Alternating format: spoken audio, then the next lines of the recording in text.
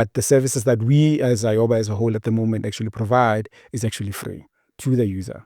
So for that, some of the business that we onboarded is some are in e-health that are coming through. There's a couple other that are in logistics that are actually coming through, but we'll confirm once all of those are in, and which allows for better usage, and which is really key, especially in our markets, because what you will see in our markets, and I think you possibly have that experience also, if you have like cousins or anybody else, even you or even me, I've done it, where if you're running low on cash and you're running low on data, you switch off the data on your phone. Yeah.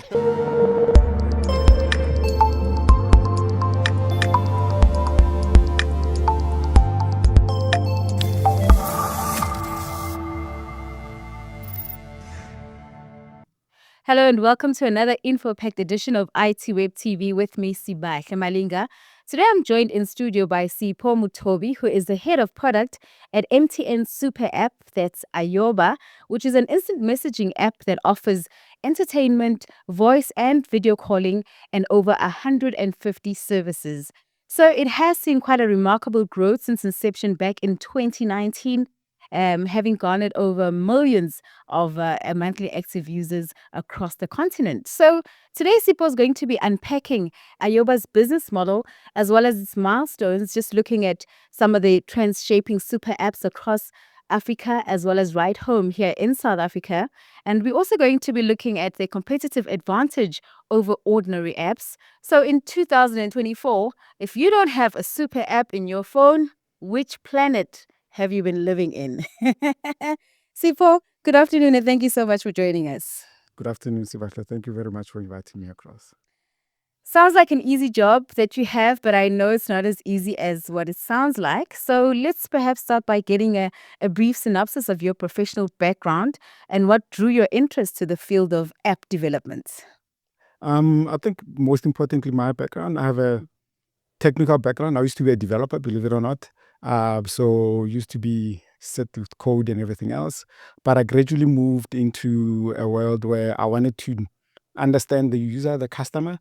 And I've always wanted to create solutions that solve real people's problems. Right. And not necessarily just build or do stuff just because either we just creating stuff or anything up. I want to build real people's problems. And that's had me move through a lot of areas, which is I've been in financial services, I've been in investment banking, I've been also at different telco companies and even done some work even in government. But I think the key thing for me is that the main work that I do and the work that I love is really creating digital products that change regular people's lives in ways and beyond that they could actually normally do without actually those digital services. Bringing those services, for me, creates a whole new life for a lot of people on the continent, especially. And I suppose it is all about finding solutions to African problems. And, when I look at some of the apps on my phone, I don't know how I lived without some of them, looking given just 5 years ago. So, that's where you app developers come in. So we talked earlier in my intro. I actually spoke about super apps and the importance on the African continent, and really some of the factors that contribute to growth. Ayoba is one such app that has seen phenomenal growth since inception just now, 2019. But perhaps a good place to start would be us getting an understanding of what exactly is a super app. I think that's an interesting question in the sense that super apps depend on where you are, right? But really, at the end of the day, is we, especially an example of South Africa, first met something that's called a super app with WeChat, right? Because it came into the market very early on before anybody else. And it really provided us with a view of what a super app might be. And that super app, in the sense, is an app that allows from a user perspective to have a whole lot of other services into one app instead of actually having multiple apps into that one, right? So for an example, if you have a look at Iyoba itself, right, today, is that we have music that sits inside of it. You don't have to open up or install another app that actually does the same service inside of it, right? But that also then creates a view of how the world of super apps is actually set up, especially on our continent, right? Because our continent is really very diverse, and even the move into super apps is actually also very diverse, right? Because we have super apps that are driven by financial services, and super apps that are also driven by logistics, right? Which is like e-hailing, delivery services, all those things. We also have super apps that are driven really mainly also by external forces, right? So which is external to the continent. So an example of these is like OPay, right? Which is a Chinese work, or even PalmPay, which is part of the transient world, which actually comes through to actually drive usage from a super app perspective across the app, across the continent. But they all differ and are all driven by the different, almost like the core business that's actually sits behind it, right? So the most important one, which I will call it the most important one, is the telco one, which is possibly one of the biggest one for the mere fact that on the continent, telco plays a much bigger role than most of the other services that are out there, right? Because of the mere fact that a lot of people have telco services. And because they have telco services, most people have phones. That's where we can actually increase the reach of providing these services to users on a daily basis to actually introduce them to all these services that can do, whether it's education, whether it's entertainment, whether it's really reaching out to other people to actually better communicate with them. It's really, I think, the key work that we're actually doing, especially around super apps that we actually provide onto the continent. Or when you say telcos offer the biggest services, the banks might want to differ with you there because, of course, we know how much the banking services have also evolved and moved somewhat towards a super app, a business model as well. We spoke just before we went on air, but how banks themselves now are evolving into the platform economy and offering a diversity of services that go beyond their primary function of financial services. Agree on that, right? And I think it depends on which country you're talking about. Of course, many Africans are still unbanked. Exactly. So they're unbanked, but a lot of them have phones, E-wallets and all these things. yeah. M-Pesa is big, Momo is big in a lot of these other countries. And it's really because of the fact that telco itself from the continent compared to banking is much further from a reach perspective. And that's why we have better access, especially onto these markets. If you come to SA is completely different in the sense that from a banking perspective, it's almost everybody who's working has a bank account, right? With the advent of all these other new banks also, it's actually making it easier for them to actually get reach also. Well, let's get on with the topic of the day. So Ayoba is actually owned by MTN, but it really operates as a standalone, fully over the other top company. And, so tell us, when was the app established and what really were the aims and objectives of creating an invention of this nature? So the app was established in 2019.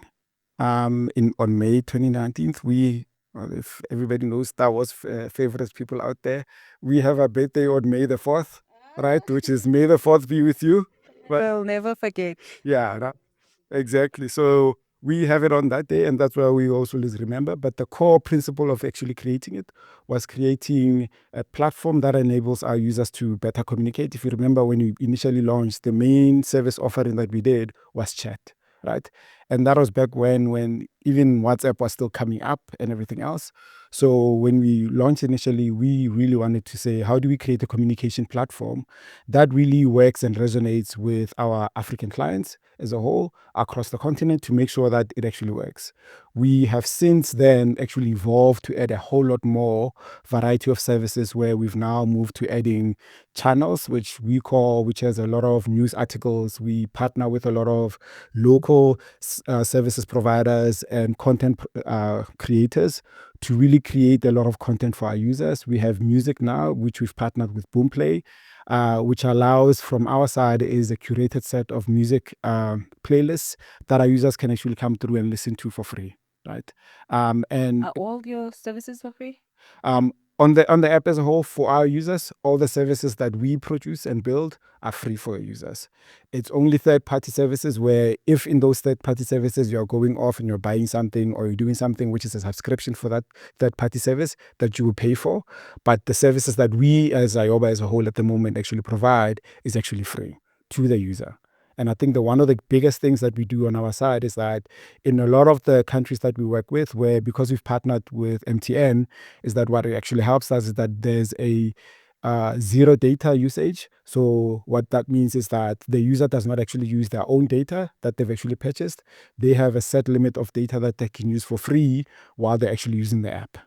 right? And which allows for better usage, and which is really key, especially in our markets, because what you will see in our markets, and I think you possibly have that experience also, if you have like cousins or anybody else, even you or even me, I've done it, where if you're running low on cash and you're running low on data, you switch off the data on your phone. Yeah. I said to somebody the other day, come on, you still do that today? We used to do that a long time ago, but now we have bundles, the monthly bundles, so you can afford to somewhat keep your WhatsApp on for most of the time. Yeah, and that's I think the easy part for us. But there's a lot of people out there that 15 rand bundle is still a lot. I could have used that 15 rand to buy 5 rand airtime, which would have gotten me a lot further. And that's one of the key things that we're seeing on our markets, because why the free data usage actually comes in is because it allows our users across the continent to stay connected to the internet, even though that they don't have data, which really ensures that they can always come back and use it. And at some point, they'll have enough cash, then they can actually continue on their journey of staying connected with either their loved ones or whatever the world is actually out there to offer. So it's quite an interesting business model, because majority of your own services are free. And I remember saying, someone once said, any service that comes free, just know you are paying for it one way or another. So perhaps let's look at your revenue model and how exactly do you make your profits? So for a couple of years, when we started, like any other startup, there wasn't there isn't actually like a revenue work that we're actually going towards. In the past couple of years, we've been working towards a revenue model that actually helps us to build a comprehensive business that's actually sustainable. And a lot of the work that we've been doing is really creating around services. So really moving from being just a super app to becoming a platform. Right. And what that means is that we're providing a lot of services to all the partners that are coming in. We've recently also built what we call Connect API, which is like a chat API that we also make available to our users. We also mainly also run a big part of our business is actually around advertising. So what that means is that we've now added ads on our app. But the way that we've built them is really similar to what you would see in any of these like number one or leading apps that are out there. So what that means is that it's not like banners that are thrown everywhere, but it's really ads that look like the app and feel like the app, which don't actually alienate users. And they don't irritate the user. 100%. Put you off the contents that you're trying to access for free. 100%. So the work that we're doing at the moment is to make sure that we minimize the intrusion into the user's experience, making sure that two things will happen: that the advertiser themselves actually still gets the best benefit of the fact that they're putting onto the platform, but the user themselves actually doesn't even realize that they just looked at an ad, right, before they actually did what they're wanting to do, which is actually, I think that's a bigger, like the best of both worlds, right? But it's not easy. Right. I'd be lying if I said we don't have consistent fights internally as to should we put it there, should we not put it there. But it's really about going out to users, asking them if it makes sense. They even notice it, does it actually hurt? And we do a lot of that work to actually better understand what our user experiences are and how users actually experiencing Ayoba as a whole. I think users also need to just accept that when you're having a free service, you've got to, on YouTube, you see now content creators saying, please don't skip the app. This is the only way I get paid. So please watch your app. And, to some extent, some users can actually be quite understanding as far as that is concerned. So let's talk about the viability of your business model, because I can imagine that you're contending with, the giants of the industry, the global giants. I'm talking about the Telegrams. You mentioned WeChat earlier on, and of course the WhatsApp services. And of course, you have done well across the continent. In fact, we're going to be talking about your numbers in just a moment. But it's quite interesting to learn that despite all these dominant players in the space, you've actually garnered quite a lot of users. What is your competitive advantage? What would you say are some of the factors that have contributed to that? I believe that we've worked very hard while there's all these global players that are actually out there. And I think it's important to note that they're global players, right? So they are countries like the outside of our context, and they're coming in and trying to actually influence how you see the world. What we saw an opportunity was, how do we create experiences that are locally based, right? So if you are sitting in Kigali somewhere, if you're sitting in Nigeria somewhere or in Ghana, how do you make sure that you experience Ayoba literally like it's a Ghanaian app? So localization is important. Yeah, which meant that we needed to partner a lot with a lot of local businesses, local content creators. And you should also ensure, even from a music perspective, the music that we put in is really locally based, and we understand of how the music plays, or of how the users actually will actually enjoy the music, because we use curators that are best in those countries to actually curate that music to make sure that there's feeling, right?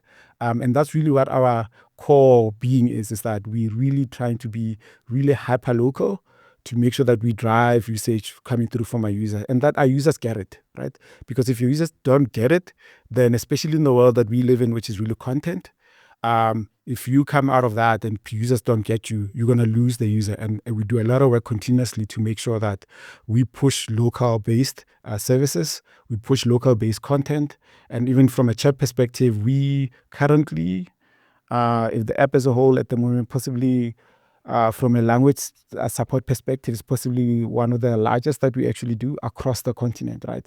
All the way from Yoruba to isiZulu to Afrikaans to French. We support it on the app to make sure that we don't alienate any user that's actually using the app.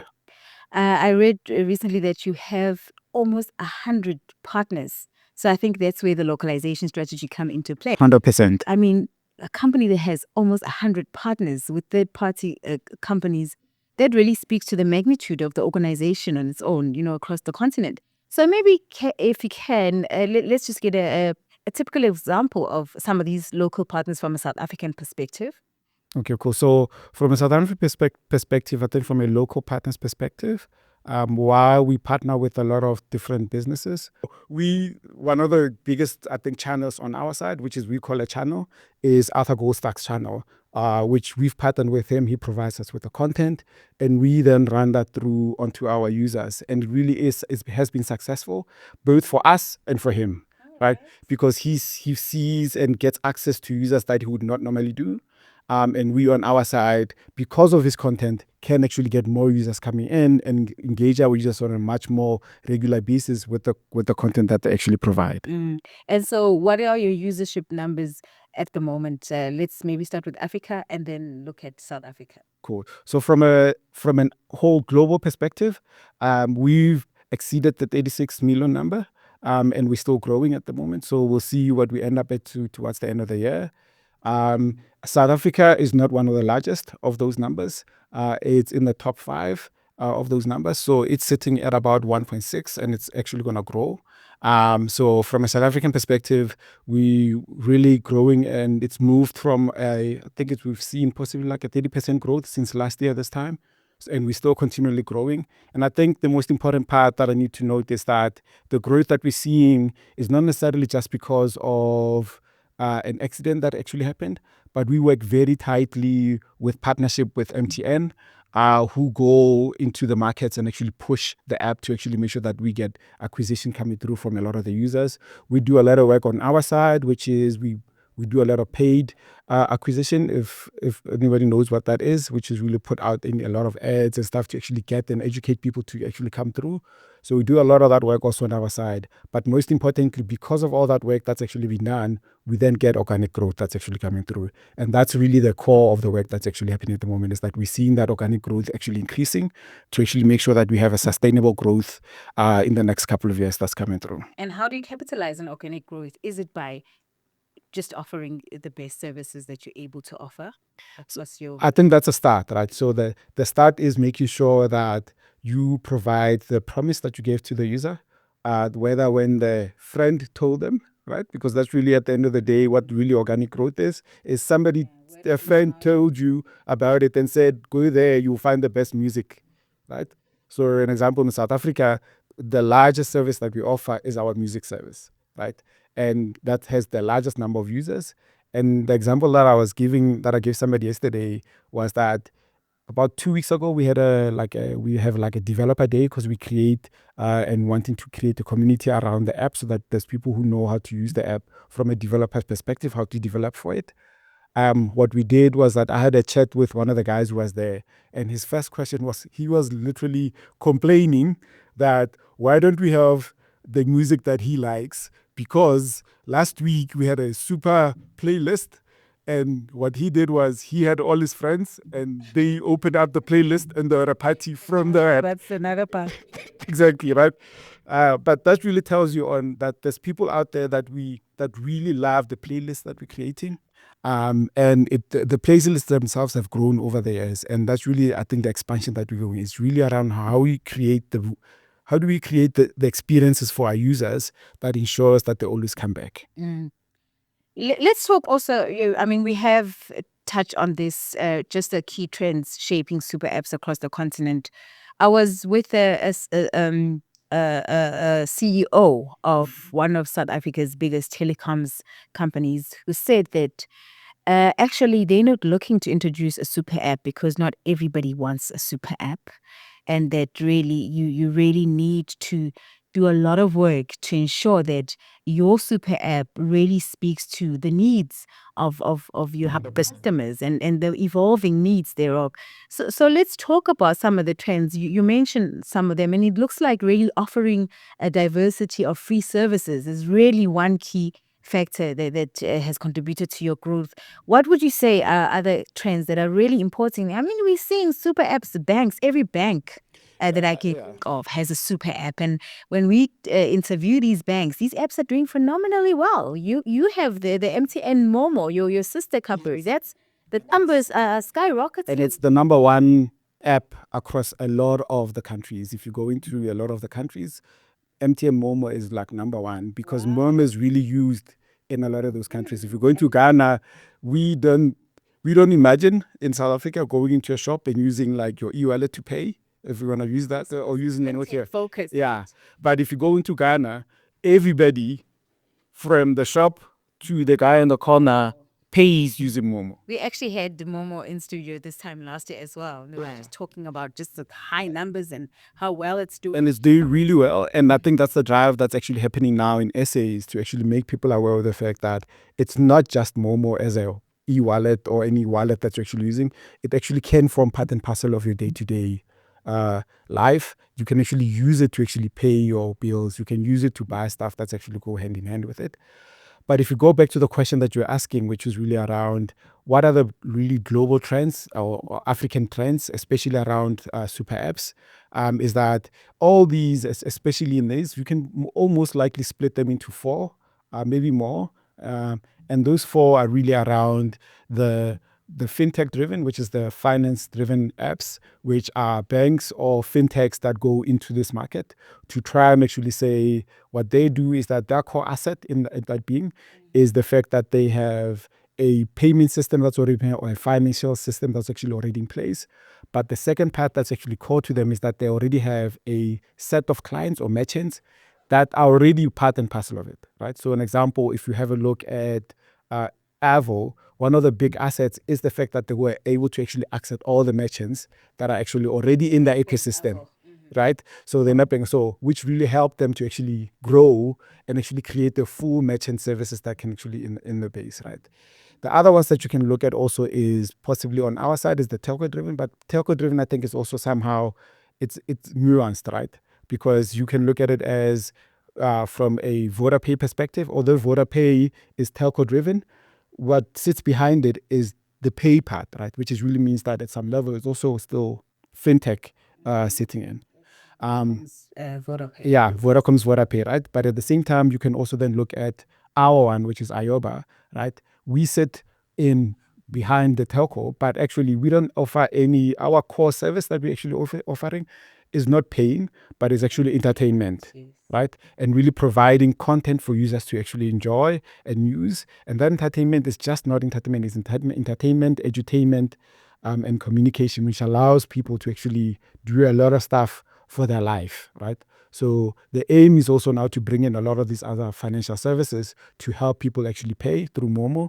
But the key work that we're actually doing is to make sure that our core work is how do we engage users in this platform on a continuous basis to make sure that we can actually grow it. I think another interesting case study would be the Uber Eats one.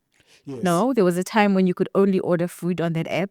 And who would have thought that the time would come when you can now order jewelry? And I think there was a time when they had underwear and clothing, 100%. And it's interesting. yeah, 100%. And that's the other trend, 100% on the continent. Because if you have a look at, I'm trying to remember the name properly, it's Gozem, which is also e-hailing or transport driven.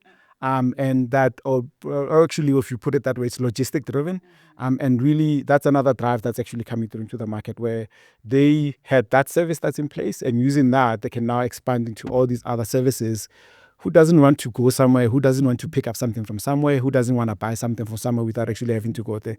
Especially since the advent of COVID, which really pushed all of us into wanting all of these services, right? But the one other thing that I want to actually also emphasize, that on the continent, one of the big things that we need to be aware of, especially even in South Africa, is that while Sipho, may have a phone that can do all these things, there's a huge amount of users out there that are still out there that don't have the high-end devices or middle-end devices that we all have. And those users get excluded from the idea of using 15 apps on their device, right? Because the moment that you have 20, if you counted the apps on your phone now, they're possibly way over like 80, right? You just don't realize because you flap through them very quickly. But on some of these apps, having so many apps means that the memory on your phone actually goes down. It means a whole lot of stuff. The device does not have as much high quality from a screen perspective. There's all of these things that we need to look into. Scrolling through your phone and looking for all these things, it takes forever, right? Yeah. So the idea of a super app helps you in a sense that you don't have to go through all these things to actually get this thing that you're actually looking for. You can just go to one place to do everything that you're actually looking for. The old saying, there's an app for that. No. Now there's an app for everything. One app for everything. One app for everything. For ABC. 100%, because who wants to get confused? I get lost today when I'm looking for like one of my apps. I like. So maybe in closing, we can just look at what the future holds for Iyoba. I know that a few months ago, or was it earlier this year, Iyoba had announced expanding its services, looking more at a B2B B2B opportunities, and looking at business related services. Have you already introduced those services, and how far are you with that strategy? Yes, we have, right? So I think I spoke about it just earlier, but I think that maybe to get into more detail around is that we have actually started that expansion into there. And the first of those expansions was around the Connect API, right? Which we use as a chat API, which allows businesses to connect to their users on Iyoba. And that work is actually gone ahead. We've have a couple of companies already in place across the continent that are already starting to POC it for themselves so that they can actually use it. They're already sitting on a trial run at the moment. Offering their services? They're looking at offering their chat services onto our app. So that would be like a chatbot on us, so that they can actually go through and actually connect to their users on that. Oh, not necessarily as your partner, but offering yeah, so it's that we do, especially from maybe explain what the Connect API is that what it means is that on our side is that, let's say I run Sipho PLC or Sipho's groceries, right? So if I run Sipho's groceries, I have a set of clientele, I have all their contact details, they've given me permission to actually contact them when I can, right? For somehow I also have access to people who can actually do that for me. So what I can do is I can then contact Ayoba and ask them to actually open up an account for me, right? A business account for me. Opening up that business account, what it means is that we'll ask you for a number, and we'll create a number, an authorized number that we can actually put through. So it will show up as Sipho's groceries, right? And every time that you reach out to any of your users, you use the Connect API, and you can actually either have a chatbot that they can actually connect on, or send out notifications to all your users. It may be support services or feedback on something that's happened on that process, but you can use all that to actually do it on that, right?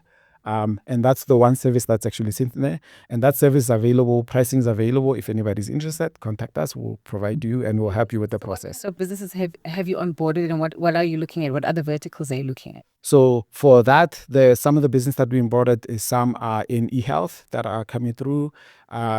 There's a couple other that are in logistics that are actually coming through, but we'll confirm once all of those are in. But those are some of the ones that have actually onboarded and are actually going through the process for them to actually come through. And the other services that we're also offering, other than just the Connect API, is that we're also offering a Boost My Service or Boost My Brand. So while we have third-party services that we can bring onto the app, it's easy if you think about it. Like we're saying, we have over 150 that are actually on the app at the moment. It's easy for us to get lost and people not to find it, right? Exactly. So one of the key things that we're actually providing to our partners is a way for them to boost their brand so that their users actually see it across the app, right? So you buy a package, depending on which one you buy, we have different types of exposure that you get within the app to make sure that your service is actually seen across the app. Right. And that's really one of the key services that we're actually also providing. Why do you think about let's just get some clarity. Yes. For those who are not with MTN, so, for non-MTN subscribers, do they still have free access to all these services? So at the moment, yes. So in free, you have to be very qualified because people might take free as free everything. So the Iyoba as a system is free to access, so which is anybody can download Iyoba and use it today. Whether you are on whatever network or wherever network, as long as you have access to the internet, you can download Iyoba, open it, register yourself if you want to register yourself. If you don't want to register yourself, you still get access to all the content that's there, just that you won't get some of the additional services that we have around personalization. But you can still get access to, like an example, reading all the articles that are there, play some of the games that are actually available in there. Music at the moment is not available for free, but you will see the playlist. We'll be wanting to push through that people can see the playlist. But if you want to play, you will have to ask us to, we'll ask you to register. But that's also free to listen to. The one caveat that's there is that if you are a non-MTN user, your data will be used. Right? Because the free data, because of our partnership with MTN, they offer it to their users from that perspective. So if you're on another network, your data will be used to actually really consume that content on that side. And we've seen it from a user-based perspective in countries like Kenya, where Vodacom is not there. We have a huge base in there and people are still using the service because they're really enjoying a lot of the content that we're actually providing to them. Okay, very interesting. So have you managed to gather your thoughts and remember some of your future partnerships? Go survey. Right, so I've spoken about Connect API, I've spoken about the Boost My Service. I think the third one, which is really important, is that we're really working especially around advertising.